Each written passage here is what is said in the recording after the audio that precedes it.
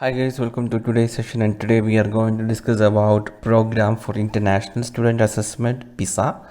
And in this session we'll first discuss brief about PISA, and then we'll discuss India's participation in Program for International Student Assessment, and finally we'll discuss Indian students have performed very low in 2009 PISA assessment test, and also why PISA turned out to be difficult for most Indian students. So this is how I plan this session. Let's now start. So friends, India will be participating in 2021 PISA test, and it was given not by the cabinet.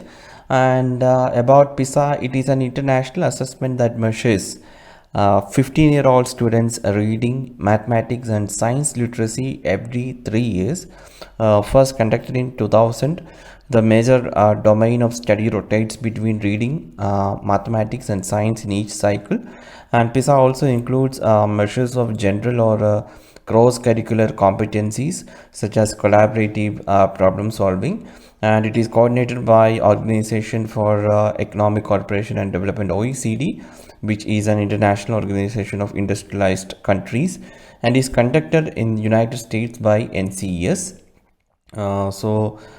This is a basic brief about the PISA, and it is the only international education survey to measure the knowledge and skills of 15-year-olds, an age at which students in most countries are nearing the end of their compulsory time in the school.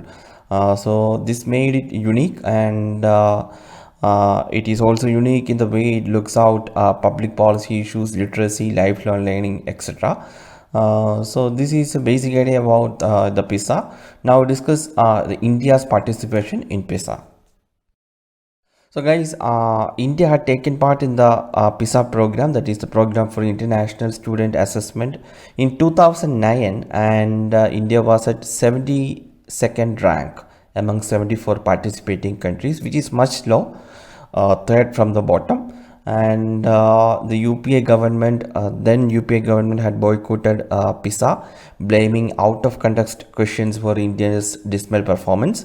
Later, the HRD ministry under the NDA second government revised this decision in 2016, and the Kendriya Vidyalaya Sangathan had set up a committee to review the matter and submitted its report in December 2016. And this report recommended for participation in test in 2018. However, India missed the application deadline for 2018 cycle. India couldn't participate in the 2018 cycle. Now in 2021, India is participating, and if you see the reasons why India have gone wrong for 2009 PISA test, as we have seen, India performed very poorly, that participated in that round, finishing ahead of only Kazakhstan, and the result was so shocking that many people assume that it must have been an aberration. Some feel that the students may not have been prepared for the test. Others believe that students may have been tested in English, which they were not proficient in. Actually, all students were tested in the medium of instruction. And still other feel that the performance must have been poor because only government schools were tested, or private school students would have done much better. But a well publicized study by Education Initiatives in 2006 and repeated in 2012 established that even students of our top schools would perform well below the international average in grade 4. So that is the status, and the top performers in 2012 PISA test was schools of Shanghai in China, which topped reading, mathematics and science test, followed by Singapore, and 2015 Singapore, Japan and Estonia have ranked as top 3 countries in that order. So that is the status, and now we'll discuss why assessments like this PISA turn out to be difficult for most Indian students. The major reasons are the mentality that questions can only from the textbook and very poor reading ability, and also the process of answering questions, that is pattern matching versus problem solving. These all are issues. Even on a lighter note, in a UPSC question paper also, we face the same problem, the process of answering questions. So it is always apply your mind and answer the questions, and the process the informations you have learned accordingly to the question.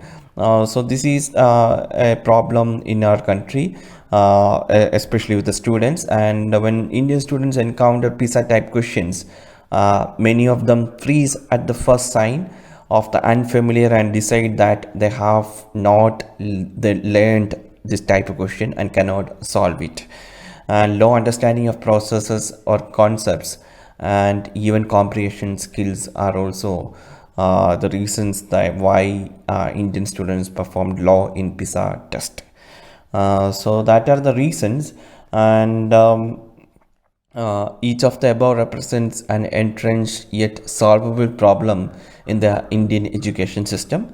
Though there are no quick fix solutions, there are key levers available to create change, like changing the pattern of board exams questions and teacher training, starting with teachers from grade 5 or so, two strong levers in our control. So this is about this particular topic, PISA, guys. It's a very important topic, and for prelims you must learn that who conducts this test, and how test is conducted, which all countries are participating, what is the rank of India. These all are very important. And also in on a wider canvas, you can develop your mains answer writing skills by answering the questions like why assessments like PISA turn out to be difficult for most of the students, Indian students, and also what changes should be made in our education system and all. So this is a very important topic. We'll meet tomorrow with another session. Thank you for watching this lesson.